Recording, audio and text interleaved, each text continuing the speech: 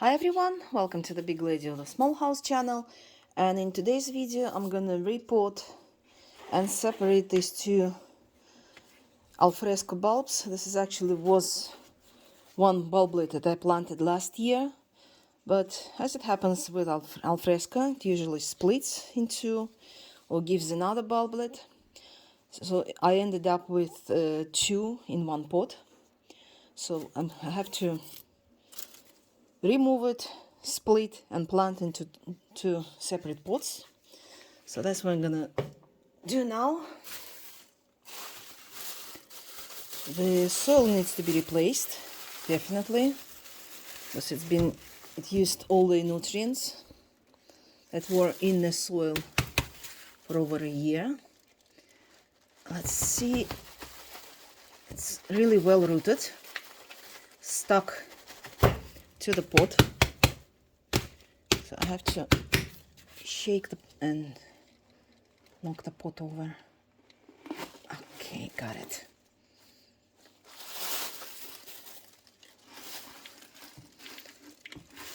Look at the nice and healthy root system.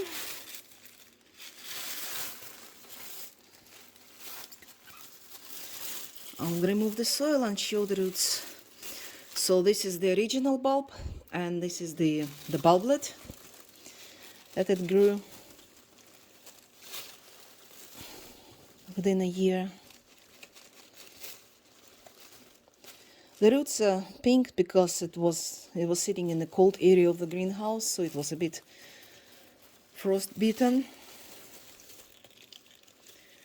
The bulb had the fertilizer last week, and today I'm gonna repot it and place it into fresh soil. So for 2 months it will not need any fertilizing because the soil is fresh and rich of nutrients. But after 2 months I will start feeding it anyway. I use the charcoal for the drainage. First of all, because it doesn't let the roots freeze during winter, just like the pumice stone does, and it's much warmer and it collects more water. It also acts as the antiseptic for the roots. It doesn't let them rot. Let's see. So generally I'm quite happy with the roots, and there's no need a knife to separate it. They've split it completely.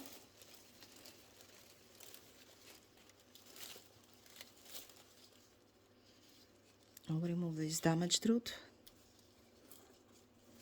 so I don't like spots on it. And we'll see.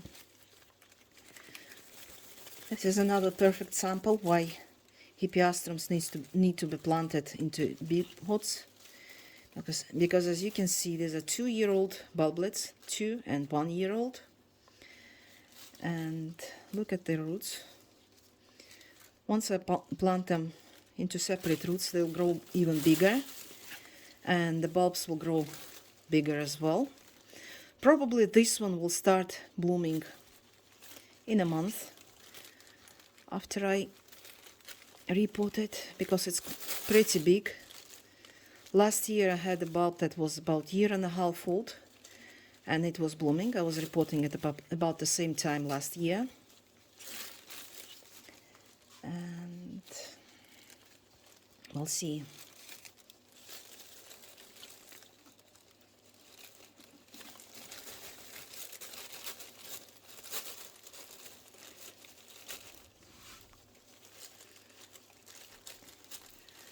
So just look at that. Beautiful roots. I don't like this one, so I'll remove it.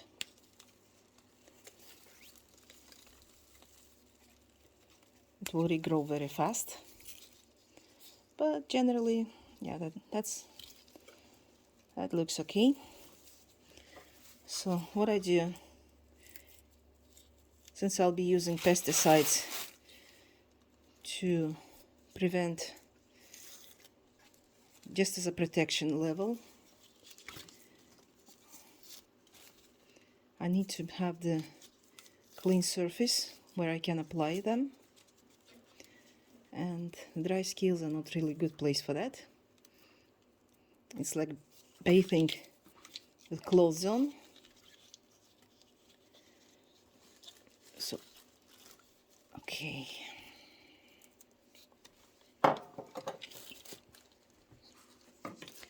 First of all,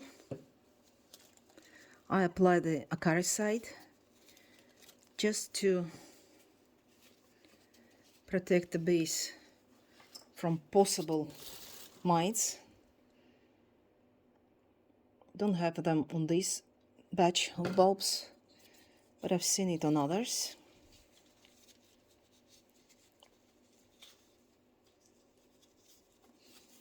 The new bulbs that I bought had lots of root mites. So this is undiluted. Usually it's used for the disperse to sprinkle on plants.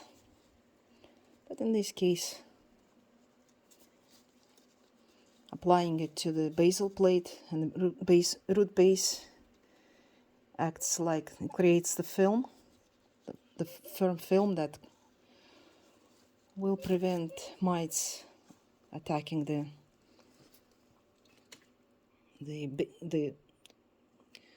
root growth point.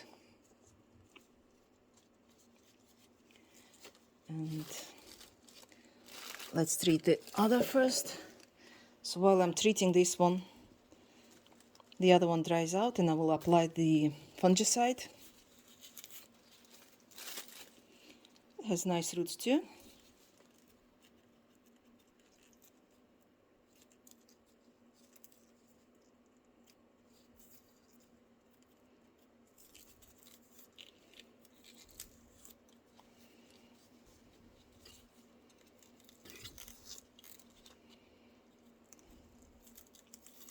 So the baby looks okay as well. I might just clean up a bit here, so it's some soil on it, and I want to have it nice and clean.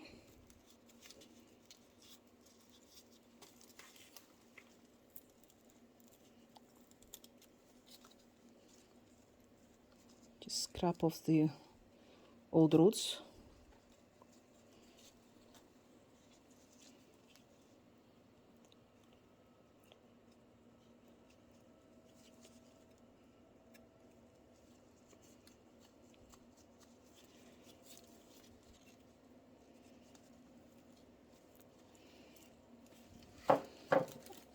Looks okay.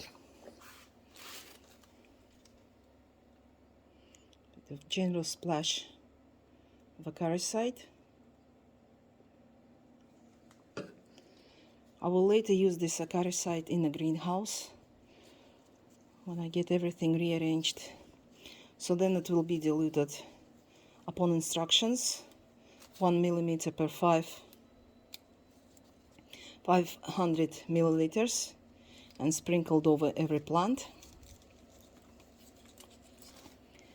So the base is more important with acaricide, and the top will be covered with a fungicide.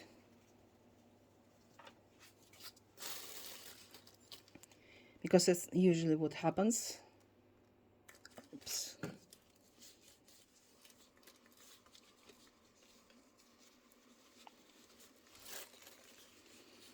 A bit too much, I guess. That's okay. And now we're ready to pot. Usually it takes a bit longer because to dry, but for the video it is still acceptable. So I have this soil set up as a little mountain. And I place the bulb with its roots on top of this mountain, and I spread the roots so they are not touching the walls, because the walls will be filled with soil. Let me get this old soil out and the fresh soil in.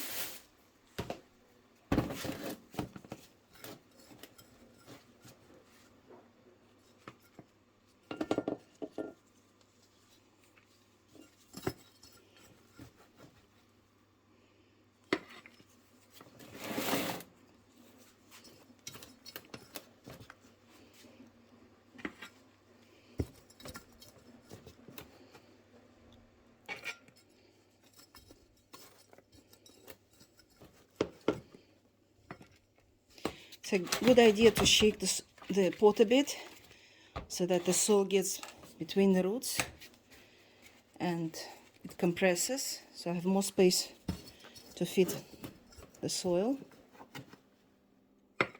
This is universal mixture with the compost, peat, perlite and fertilizers, of course.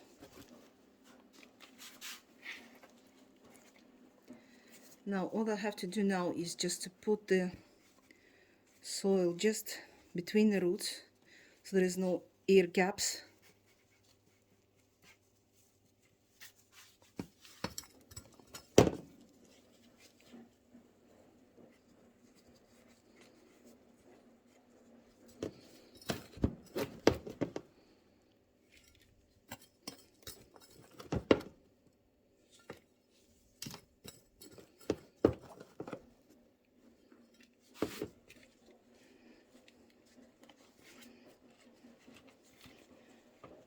And just a bit more so that this pot will use, the plant will use all those 5.6 liters of soil. Because as you've seen in the original pot, it was using only half of the pot. The rest was just above the root level. And I'll put this particular bulb against the wall, or use the frame to support it. Once it gets rooted, it will stay up firmly and will start growing straight. The support frame can be removed. Yes, this time this soil looks a bit strange. So this goes against the wall, and I get a new one here. And again,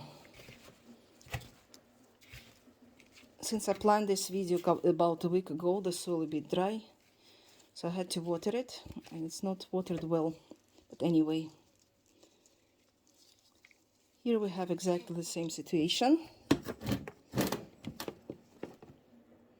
Bit more soil under the bottom, so it will use more space for roots.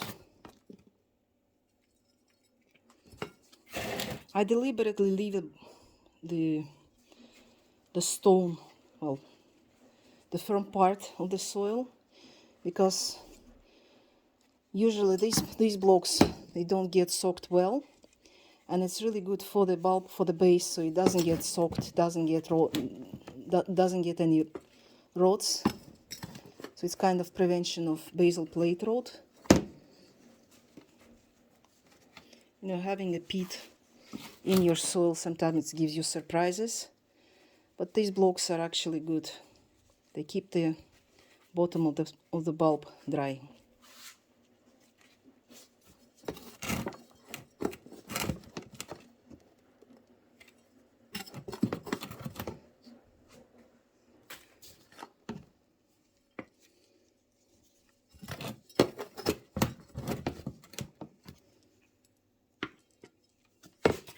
again shake well so the soil distributed between roots, no air gaps. Now I can fill the pot.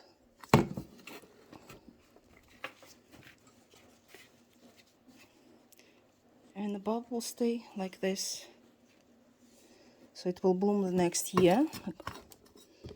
From the size I see. Right now it's too small, but the next year it will be perfect to bloom.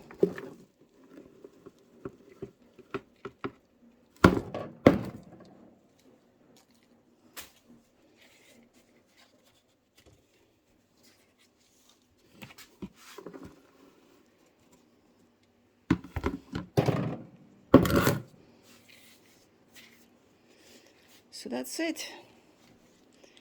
2 bulbs have been separated. They have their own personal apartments. And now they're ready to be moved to the greenhouse and rooted well. One will be ready to bloom, the other one will be ready to propagate, to grow nice leaves. And I will see it's blooming next year. So that's it for today. Stay tuned. Bye.